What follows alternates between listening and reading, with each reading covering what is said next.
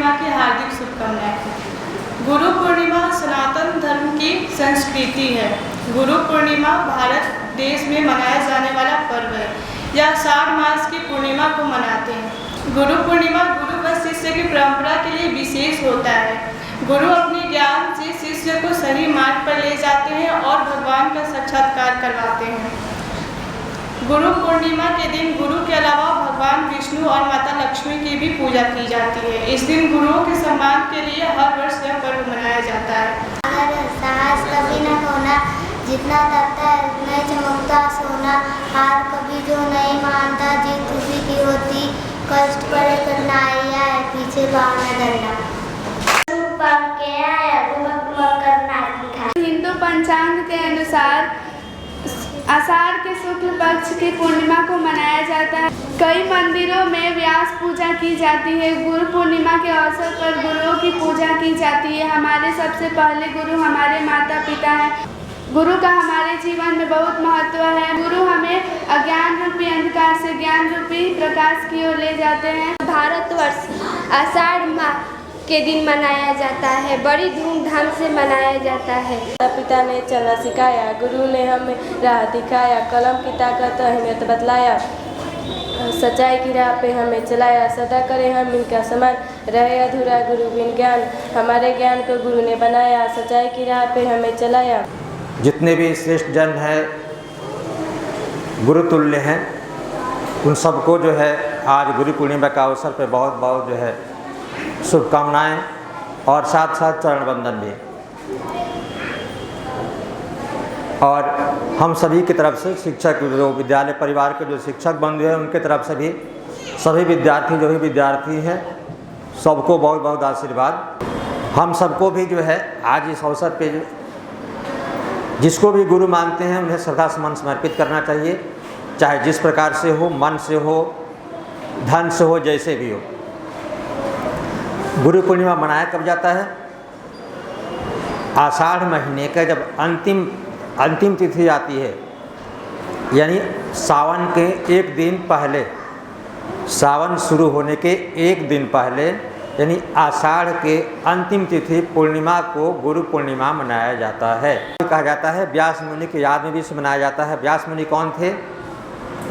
व्यास मुनि मत्स्यगंध्या जो नदी पार कराती थी और पराशर मुनि के पुत्र थे, तो उनके याद में भी जो है उन्होंने वेदों की रचना की, इसलिए व्यास मुनि के याद में उस व्यास पूर्णिमा भी कहते हैं और गुरु पूर्णिमा भी कहते हैं। बिना श्रद्धा का, माता पिता के प्रति अगर श्रद्धा नहीं है, बड़े बुजुर्ग के प्रति श्रद्धा नहीं है, गुरु के प्रति श्रद्धा नहीं है, शिक्षक के प्रति श्रद्धा नहीं है, तो तुम्हारी पढ़ाई कितना भी पढ़ोगे कभी काम में नहीं आएगा। इसलिए देखते हो कि बहुत बच्चे बहुत ज़्यादा पढ़ते हैं लेकिन परीक्षा में नंबर भी कम आता है, और उसके साथ साथ वो जब बड़े होते हैं तो कुछ नहीं बन पाते हैं, चपरासी भी नहीं बन पाते हैं। सारी पढ़ाई उनकी जो डिवीज़न फर्स्ट आ रहे थे, मार्क्स उनका बहुत ज़्यादा आ रहा था, लेकिन बड़ा होने पर वो कुछ नहीं कर पाते हैं, जीरो हो जाते हैं। कारण वही है कि अपने आप में उनको घमंड था।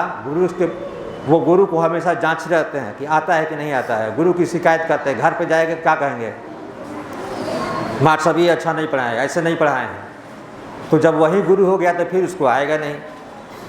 इसलिए गार्जियन में क्या करते हैं, किसका बच्चा नहीं पढ़ता है, जो गार्जियन हमेशा जो है शिक्षक की कॉपी देखेंगे, ये गलत पढ़ाए हैं, ये गलत पढ़ाए हैं, उस व्यक्ति का ही बच्चा जीवन में कभी नहीं पढ़ता है। इसलिए पढ़ाई इतना आसान नहीं है, ना पैसे से कोई पढ़ता है, ना कोई 10 घंटा से पढ़ता है। जब भी पढ़ेगा तो आशीर्वाद से पढ़ेगा, क्योंकि जब उसको आशीर्वाद मिलेगा माता पिता, गुरु, बड़े बुजुर्ग का, तो उसके मन में हमेशा पढ़ने की इच्छा होगी, हमेशा दिमाग में आएगा कि पढ़ें। जो पढ़ेगा उसको याद होगा, शरीर स्वस्थ रहेगा, हमेशा खुशी, उसका मन खुश रहेगा तो कभी भी अच्छा करेगा। इसलिए सबसे ज़रूरी क्या है? सबसे ज़रूरी है माता पिता और गुरु का सम्मान करना। यानी दिवस मनाने से नहीं है, उससे सीख लेनी चाहिए। जब भी कोई पूछे गुरु पूर्णिमा क्यों मनाया जाता है, कब मनाया जाता है, तो गुरु पूर्णिमा आषाढ़ महीने के पूर्णिमा यानी अंतिम तिथि को मनाया जाता है। उसके अगले दिन सावन हो जाता है। जैसे आज अंतिम आषाढ़ का है, कल से क्या हो जाएगा? सावन, कल से सावन शुरू हो जाएगा। दूसरा, इसको व्यास पूर्णिमा भी कहते हैं और गुरु पूर्णिमा भी कहते हैं। गुरु पूर्णिमा क्यों कहते हैं? क्योंकि पूर्णिमा तिथि को गुरु के लिए हम मनाते हैं, इसलिए गुरु पूर्णिमा हो गया। और व्यास मुनि का भी सम्मान करते हैं तो व्यास पूर्णिमा भी इसको कहा जाता है। आदमी क्या करता है? आदमी गुरु से ज्ञान लेता है, क्या अच्छा है वैसे नियम को अपना करके और अच्छा बनता है, इसलिए गुरु क्या है? सबसे श्रेष्ठ है। इसलिए गुरु का सम्मान करना चाहिए। जो भी हमें कोई सिखलाता है, जो भी हमें माता पिता चाहे कोई भी जो हमें कुछ सिखाता है, अच्छा सिखाता है, उसका सम्मान करना चाहिए अंदर से, यानी मन के भाव से, ऊपर से नहीं तो बाहर से कुछ और अंदर से कुछ और, ऐसा नहीं। जिसके साथ भी रहो मन से रहो, कोई भी काम करो मन से, अंदर टेढ़ी खीर मत बनो। अपना मन साफ करके पढ़ो, जो नहीं आता है पूछो, जो भी भाव है साफ सुथरा रखो। गलत भाव कभी भी किसी भी शिक्षक को जांचने के चक्कर में मत पड़ो, क्योंकि शिक्षक अच्छा हो या बुरा जैसा भी हो उसको उसका मिलेगा। अगर नहीं अच्छा से पढ़ाए तो उसका फल उसको मिलेगा। तुम्हें अपने मन से पढ़ना है, जो नहीं आए उससे पूछना है, और किसी से भी किसी की शिक्षक की किसी गुरु की शिकायत नहीं करनी चाहिए। शिकायत करने वाले कभी जीवन में पढ़ते नहीं है। अगर कोई शिकायत करे तो सुनना भी नहीं चाहिए, वहाँ से दूर हट जाना चाहिए। गुरुजी बोलते थे, विद्यार्थी सुनते थे, यानी गुरुजी बोलते थे, शिष्य सुनते थे और याद करना होता था। अब ऐसे ही याद करके वहीं पर खाना बनाना था, खाना था, रहना था, सोना था। जब पढ़ लिए तब घर गुरु दक्षिणा देकर जाना था।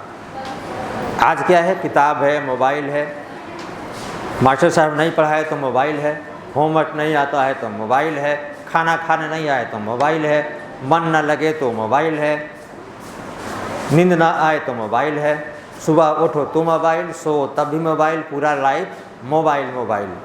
इसलिए आदमी भी मोबाइल हो जाता है, जल्दी चला जाता है, हार्ट का रोग जल्दी पकड़ता है, आँख जल्दी खराब होगा, दिमाग कम होगा, सोचने की शक्ति नहीं रहेगी, यानी चिंतन करने की क्षमता नहीं रहेगी। अचानक कोई विपत्ति आए तो सहने की क्षमता नहीं होगी।